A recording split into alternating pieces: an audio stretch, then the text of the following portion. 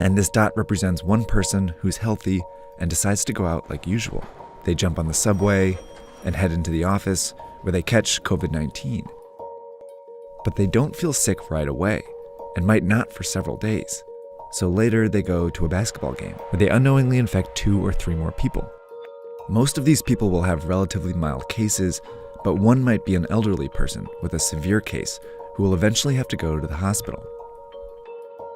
But these 3, who are all infected but don't feel sick, go out again, on the subway, into the office, and then out after work, infecting several more people, 20% of whom will need to go to the hospital. Over a short period of time, this process multiplies the number of people going to the hospital each day. Before long, the hospital is full and a crisis begins. People with severe cases of COVID-19 can't get treatment, and some who could be saved die. Plus, people with other issues can't get treatment either, and some of them die. This surge of severe cases causes avoidable deaths.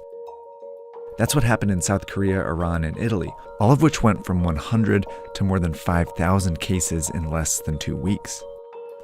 A lot of people died because they couldn't get into the hospitals. This surge is made up of only severe cases, but it was generated by people who didn't feel sick, spreading the disease in public. Which means the people who can do the most to avoid these unnecessary deaths are these people. And that means all of us.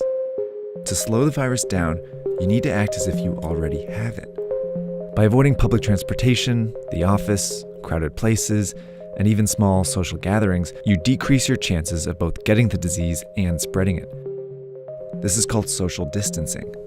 If enough of us do it, the virus still spreads, but much slower. Over time, many people might still get infected, but fewer severe cases show up to the hospital each day, never overwhelming the system. This trend line gets flatter. These people can all get treatment, and fewer people die because of it. These are the 2 ways the COVID-19 pandemic can play out. But this one only happens if everyone does their part. And it's why experts and officials are urging people to flatten the curve by social distancing and staying home as much as possible.